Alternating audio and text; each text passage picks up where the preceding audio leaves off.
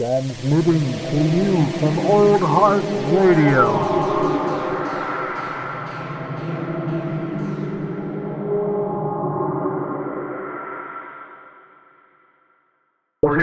A proper way to start an episode of Matinee Edition.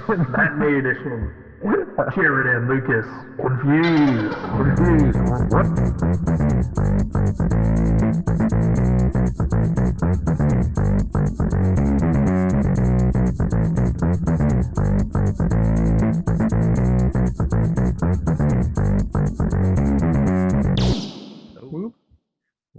Oh, we're going. Sorry. I'm confused as to what's happening. No, which we're is going.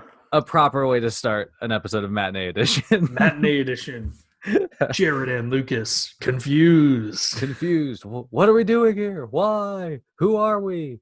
It's episode 66. By now, we haven't figured it out. We're just going to keep living in the unknown. Yeah. We're just going to keep going. People, for some reason, continue to listen. But People like mystery, right? Yeah. When we get out of the way at the start, go follow us on Instagram, Twitter. Ooh, there you go. Subscribe on YouTube. Go and recommend us to your friends. Oh yeah. If you know a blonde, tell them to listen to us. Ooh. Don't forget, if you like oat milk, feel free to follow us on Instagram as well. There you because go. As we slowly engage Oatly with our tractor beam of sponsorship need, we'll see where it goes. There it is, man. Oh, money. Gotta get it. Oh man, yeah. Another week down, another podcast up. So where are you at this fine day? Just this morning actually, in a short break between homework and other shit, I finished Jedi Fallen Order. I played that for 2 weeks. I 100% of the game. I did almost pretty much everything you can do in it. Dang. And it was a fucking blast. Hell, I mean, it dives into the mysticism of Star Wars more than the movies ever did, which is really cool. And it captures the Star Wars vibe really well. Nice. So I will say one thing that I really enjoyed, even if it was slightly brief, is that you go to Dathomir for a while, which is the planet that Darth Maul's from, which you get. It only ever gets like any fanfare in the Clone Wars. And it's in a very brief storyline, but it's so fucking cool. And it's a totally different side of the Force. They're so Darth Maul's a Night Brother. And the Night Brothers usually don't have any Force sensitivity. Yeah, it's not usually the the Night Sisters, and they're all witches, and they have like this green Force magic. Cool. And like they're like reanimating corpses and shit in Jedi Fallen Order. It's wild. It's really kick ass. That's fucking wild. And it's the game ended up being phenomenal. At the end of it, there was there's a cameo from Darth Vader, a very brief one. Oh, okay. And like you get there's like a tactical guide that saves all the information from enemies you've fought before if you encounter them again. Okay. And you get like right after your initial confrontation, it just is like tactical guide. You run, like you can't beat him. Oh shit. And it's a really fucking fun game. I would highly recommend it. And because of the actors that were involved with it, I genuinely think we're going to see these guys pop up in a TV show, in a movie or something. The way that the live action has continued to be successful thus far with everything coming its way, I wouldn't be surprised either. Actually, just branching off of that, I saw like a rumor that I'm blanking on his name, but it was the lead actor in the Aladdin movie. Yeah, you know what I'm talking about? Ezra. Yeah, I saw that this morning. Dude, that's kind of interesting. So that's fucking dope. Yeah. I saw it was for Ahsoka as well. What's funny is I was talking to Kate about the actors from Fallen Order popping up in movies or television shows or something, and then I opened my phone and saw that. I was like, fuck me.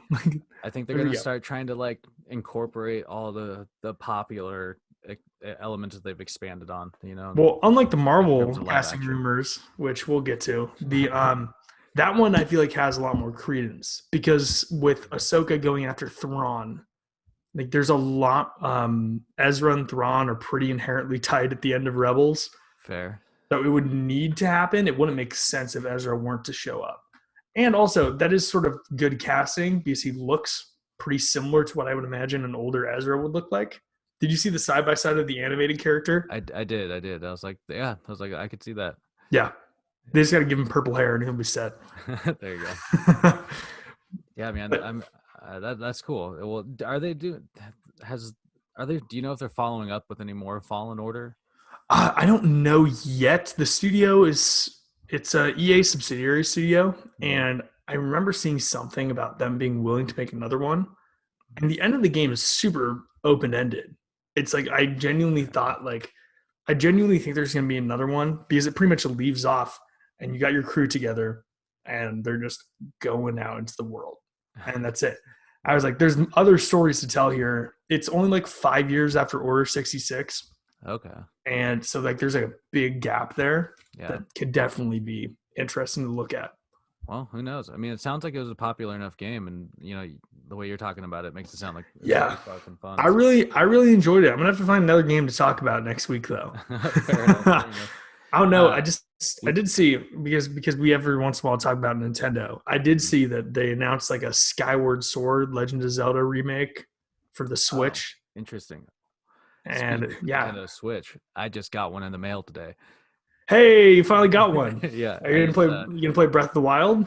I will. I haven't gotten it yet, but oh, that's the good shit. I was playing Mario Kart like right before this. You gotta start somewhere. Yeah, I got to love Mario Kart. Hell yeah, man! Always fun, dude. Smash Bros too. Oh man. Mwah. I'm gonna get chef's kiss. Yeah. I'm gonna that one. Smash Bros and Breath of the Wild are the two games I'm gonna be picking up soon. So I genuinely think Breath of the Wild is one of the best games I've ever played. So yeah, it's fantastic. I can't recommend it enough. Fair enough, man. Yeah, I'm looking forward to it. Shall we get into a adaptation of a video game though?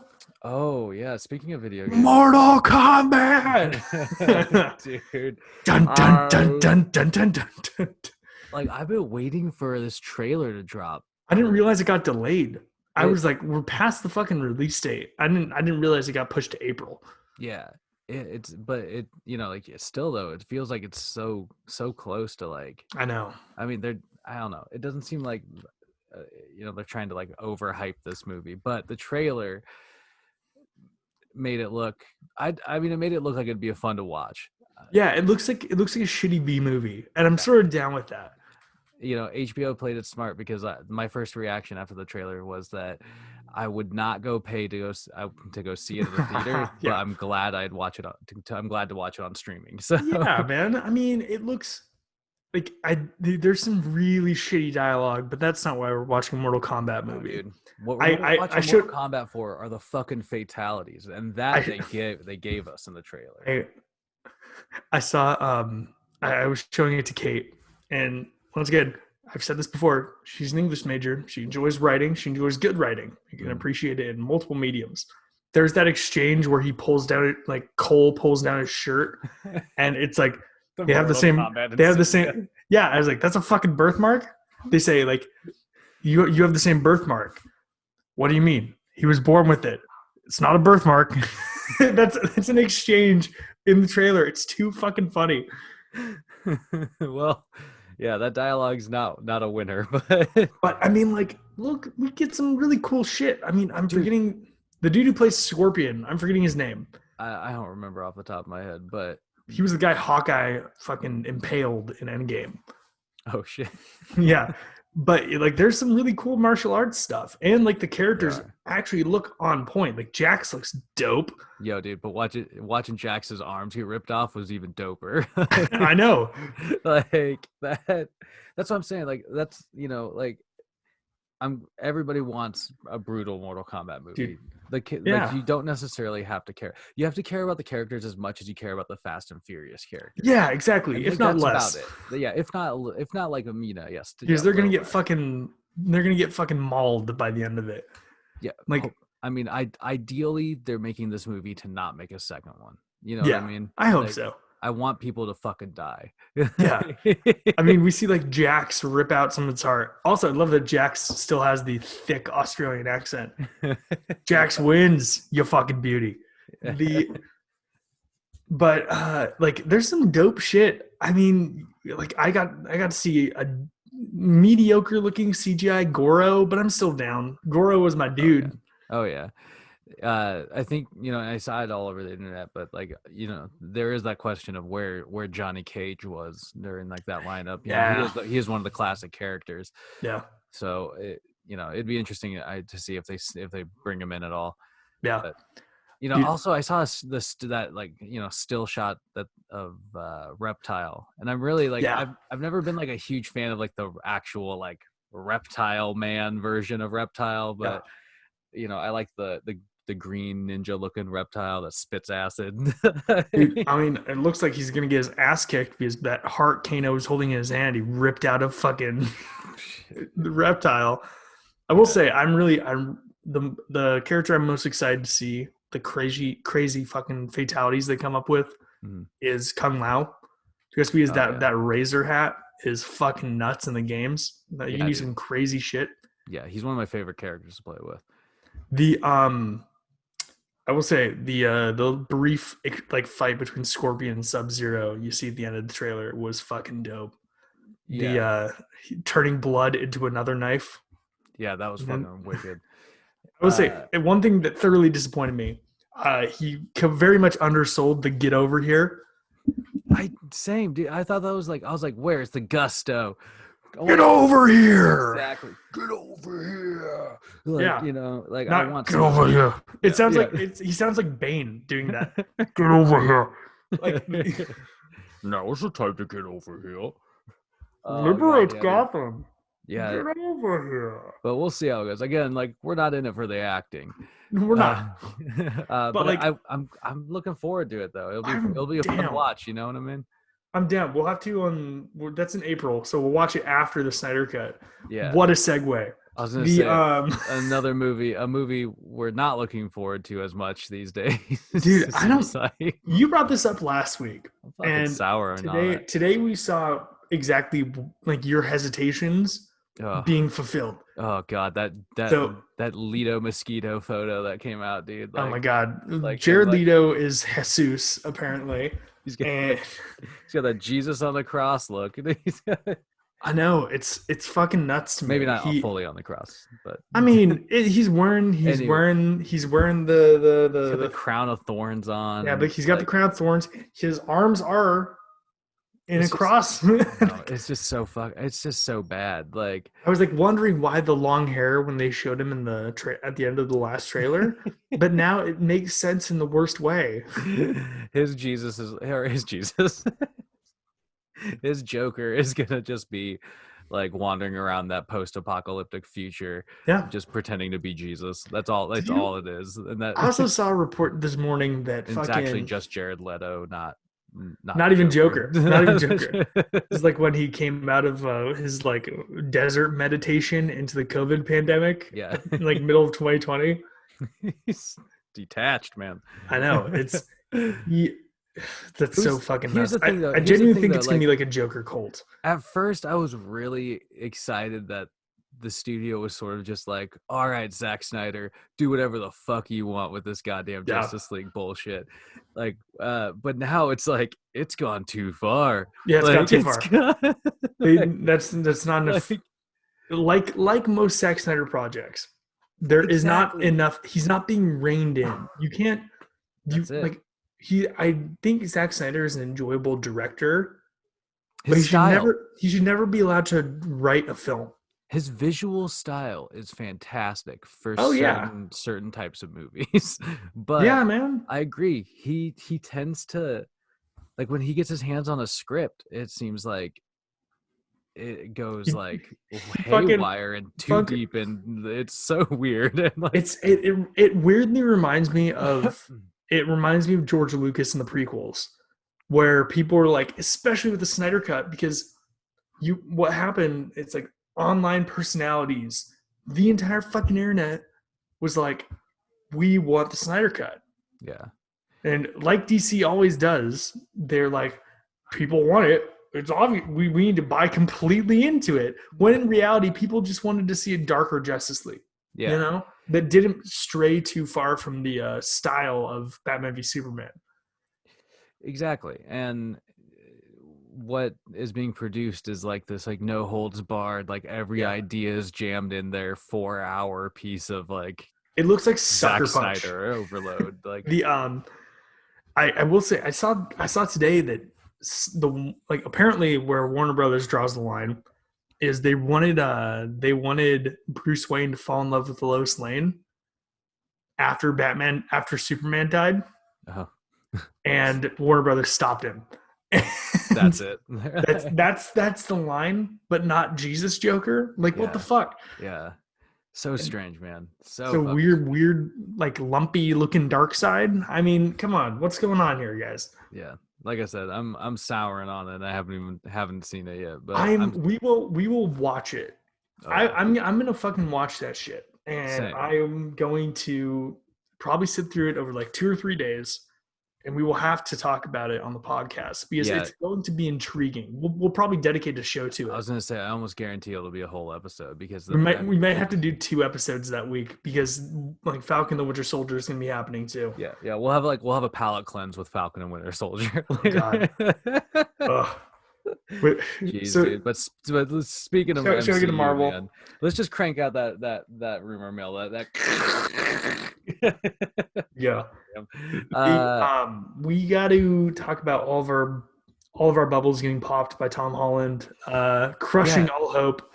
So, as devastating as that is, it's nice to have some sort of like, closure on the matter. I guess. Like Tom Holland, we missed this last week. Tom Holland, I think I saw it, but I forgot to bring it up before the show. Put in our show notes. The Tom Holland has said that no, everybody and their mom isn't cameoing in Spider-Man 3, and like I'm not surprised. I was like, what the fuck are they going to be doing? Like the headcanon was fascinating. Yeah. But it was completely impractical and made no sense. It sounded way bigger than possible. And I mean, it sounded bigger than the Doctor Strange movie, which seems strange to be. Yeah, I know. Strange. I know I just said that twice, but it makes sense. There was all these rumors that like Andrew Garfield was in Atlanta, and Andrew Garfield was probably in Atlanta because Georgia's the cheapest place to shoot films in the United States. I was like, totally plausible that he's working on something else. Yeah. But that's what I mean. Like, I think all the speculation and hype just got everybody worked up, and it was fantastical. Like, Spider-Man's really going to be the multiversal movie we've all been looking for. When in reality, it was just people having a good time speculating. Yeah. Hilariously, though, it doesn't seem like anybody's fucking learned because this week people are like, Jennifer Lawrence is the Invisible Woman. Like, yeah, dude. One, I'm not really like I'm not too keen on that casting, but like blase, whatever. Yeah. Should be Emily Blunt, but But two, like there's barely anybody attached to that project. Yeah, before the show you said there's not even a writer yet. Yeah, I just heard that they were looking for writers for the potential Fantastic Four. I mean, Joseph Watts is writing it or directing it, and he's the guy who's been doing the Spider-Man movies. So yeah, Watts. But that's it. Yeah, exactly, and so it's like, that seems like wild speculation, but I don't know, man. I feel like Jennifer Lawrence wouldn't. I don't know. Like, I doubt she'd want to dive back into like. No, she said after she was done playing Mystique that she's like done with long-term franchises, so it didn't really make sense. Exactly, it just seems so wild to me. And I like Jennifer Lawrence like as an actress. Yeah, she's good stuff, but yeah, I mean, like Silver Linings Playbook is great. Red Sparrow sucks. I mean, she was a decent Mystique. They took her Mystique in a very different direction than the comics go, which I won't complain about. I liked it. more heroic Mystique. Yeah, I know. I did kind of like it, honestly, too. But Gave her it's more like a different dimension, but yeah, give her a different dimension. I will say though, like it just is like it's funny that Tom Holland's like, no, this isn't what's happening, and the internet continues to peddle bullshit. It's like you guys, like you are lying, Tom Holland. the internet has most likely willed into existence John Krasinski as Mr. Fantastic. I genuinely think that'll happen because even he's on board, and and with the redesign of Mr. Fantastic in the comics, I genuinely think it's going to be John Krasinski. But like, there's only so far that the internet can push it, you know. Well, up until there's been like Krasinski rumors all over the place. There's been Reed Richards rumors all over the place. I saw that popped up with him like being in like an episode of WandaVision potentially and stuff like that. It was this week. Was this supposed to be this week's episode? Yeah, it was the woman who. Why don't we get into WandaVision? That's pretty much all the Marvel stuff we have, if I'm thinking, right? Yeah, just lame duck rumors and like Tom Holland bursting bubbles. Yeah, I know. Which is important to talk about because we've, we have an ethical responsibility here at Old Heart Radio to not peddle fake news. So, if there are any corrections to news stories, we may discuss them. But so WandaVision episode 7. So episode 7. So one thing right off the bat, it wasn't an hour long.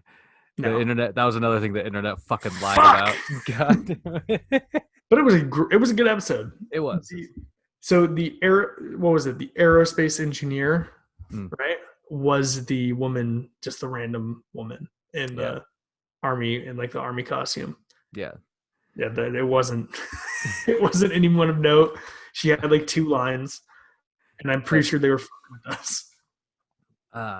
What was interesting about this episode, I noticed right off, like after a little bit of watching it, was that it was hard to like separate just the visual style of it and how it was shot, like the kind of like the Office, Modern Family sort of, which is funny. It was, including the sort of play on the Office theme song, the distorted Office theme. Yeah, but it was like I got wrapped up into that, and it was like it felt like a different story altogether, a different episode altogether. It was like the other ones I was able to like pay attention to like the subplots going on and like like a little easier, but this one it was like you got sucked into like the the visual camera work. It was really good. Yeah, but there's a lot of stuff going on. So Vision and Darcy are starting to team up, and they're being stalled from getting back into town. That was ridiculous. That was fucking funny. After another. I did love Vision being like, well, why am I here? Why am I talking to you people? This is absurd. And he has a lapel mic on. Yeah. I love that. He was just like, yeah, exactly. I was like, they have all the details though. It's so weird. It's so they fucking nailed it. And Wanda's her powers are starting to freak out. Stuff's starting to glitch out of it. Like she's overloaded. Yeah. The there was still getting creepy. Like there was which is explained later, but when the camera operator, the just voice in the ether says, do you think you deserve this? Yeah, it's just and that's fucking scary. I was caught completely off guard. She looks at it and it was like said something to the effect of like, you're not supposed to talk. Like what the fuck? And it's fucking creepy. Yeah. So Vision and Darcy are making their way back home. Vision just ends up flying above everything by the end of the episode. That's where we leave them. I was wondering why he didn't do that sooner, because I was just like sitcom logic. Yeah, fair enough. But and then Wanda's starting to have a emotional meltdown. So Agnes at this point sort of takes the kids off her hands. Potentially. While in the meantime, Monica pushes her way through the energy field and seemingly inherits or engages or activates some photon powers. Yeah, some fucking powers, she's wearing the fucking outfit too, which it's a nice nod to it. That's a good nod. And so what's the deal with photon powers? It's like energy redirection or something like that, like sort of like Captain Marvel. No, so she can turn herself into any type of energy, like Oh, okay. and thusly like being able to control it and whatnot, and that enables her to do a lot of different things, like travel the speed of light and all sorts of different things. So she's like ridiculously powerful. Like I saw this comic panel recently that was talking about the men. It's her talking about how she could easily like bend the light to go into Thanos's mind and like just destroy his mind like that. Oh, fuck me. That's Stuff like that. That's overpowered. Yeah. Which makes her a good matchup for Wanda at this point, dude. Yeah. She's definitely not as that ridiculously powerful, at least now. Yeah. I did like that like she could see all the energy after. That was super cool. Is that a thing in the comics at all? I'm not entirely sure, but it makes sense, Yeah. For her to be able to like see the different types of energy all around her and to perceive them all. Yeah. I mean, that'd be fucking wild though, dude. But that was such a cool shot. The shot of her pushing her way through that energy field was really neat anyway. So there's dialogue of like Nick Fury during that, Captain Marvel, Maria Rambeau. There's which is pretty fucking sweet. I did really like it's like if they pushed that on too long, it sort of felt like this was sort of a gripe of mine in Captain Marvel. You know the scene where she like takes off her fucking cigarette pad or like cigarette sticker, whatever the fuck, nicotine sticker. Yeah. And she becomes fully powered. There's like a really long-winded montage of her standing back up. I get it, like the whole like feminism angle of Captain Marvel. That's not my problem with it. It's just a long-winded scene. Her Super Saiyan moment. Yeah, her Super Saiyan moment. Yeah. It just goes on for too long. It's like, yeah, we get it. She's fucking awesome. Which I guess in itself could be a nod to Dragon Ball Z. It might be because all the power-up moments are super ridiculously long and like 5 episodes deep. But this one, it was like you get the voiceover, you get people being like assuring her, but then it happens quick enough. Yeah. And where you're just like, there we go. Another Avenger, pretty much. Sweet. But then she goes and kind of has a brief clash with Wanda. Yeah. Not really a clash. She just kind of confronts her and Wanda's about to fucking rip her apart. Dude, like that did not take her like a second. She was just like, boom. You're like, that's another creepy thing. She like levitates her out into the street. Mm-hmm. And everybody stops, but as soon as the confrontation's over, they all just revert back to normal, and they're walking around hunky-dory. Everybody, all the random pedestrians. So creepy. Yeah. And then we finally saw, like, the one thing we saw coming about this show, that Agnes was the bad guy. We did get it. So Agatha Harkness. Yep. You probably know more than I do. I know like a little bit, but. Essentially, she's like just another magical character that manipulates Wanda's mind. I think in the comics that also seems to be happening here. But she's directly tied to like the whole storyline of like the creation of Wanda's kids through Mephisto and everything. Yeah. So it's I mean like I wonder if she's like the big villain. I still haven't seen Ralph. I still wonder if they're going to introduce somebody behind Agatha, but but at this point, I mean, they could easily like make her the big villain as well. Yeah, I mean, it's sort of shaping up to that. I still want like Ralph, whatever the fuck Ralph is, to pop up. I would love that. It's a mystery, man. Yeah. There's also like what's that sword guy, the Haywood.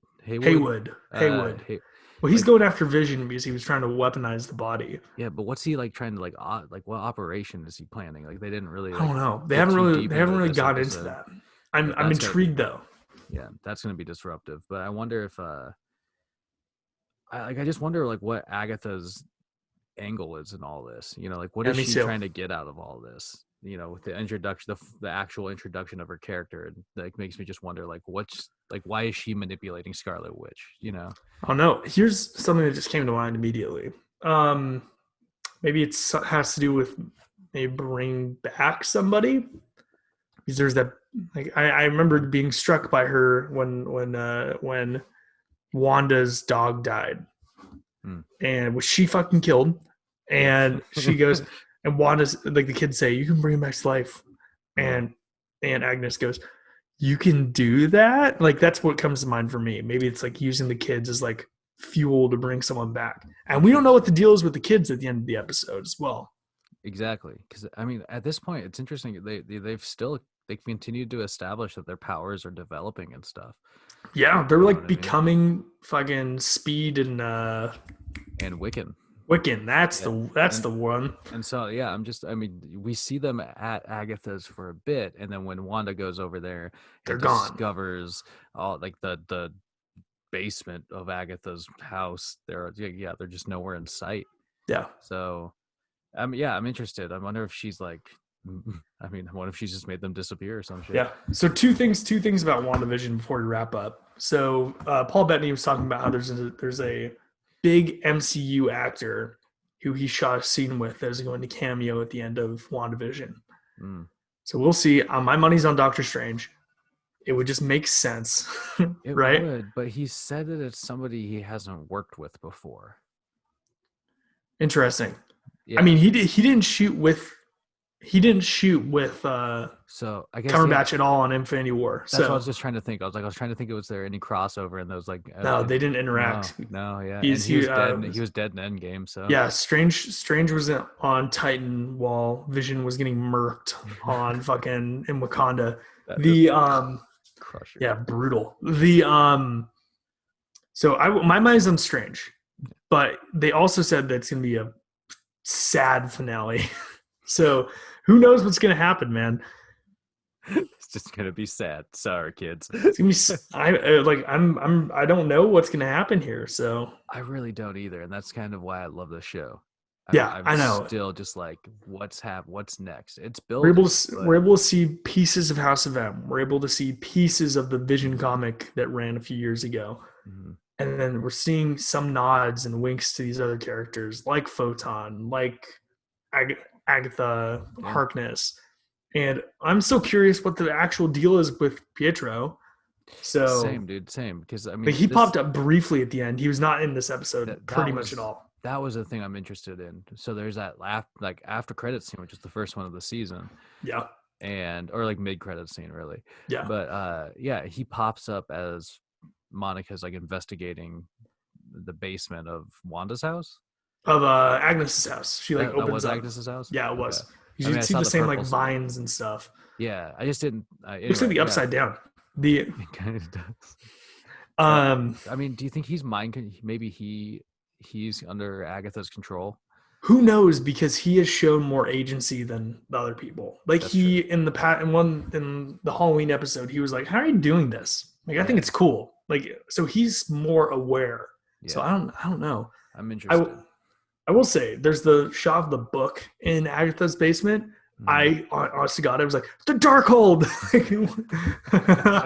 Like, I was like, they're tying Agents of S.H.I.E.L.D. in, but then I realized it didn't have Darkhold written across the front. Fair. So that would have been dope, though, dude. That would have been fucking sick. I was like, how'd it get here? Ghost Rider lost it. I would have applauded right there.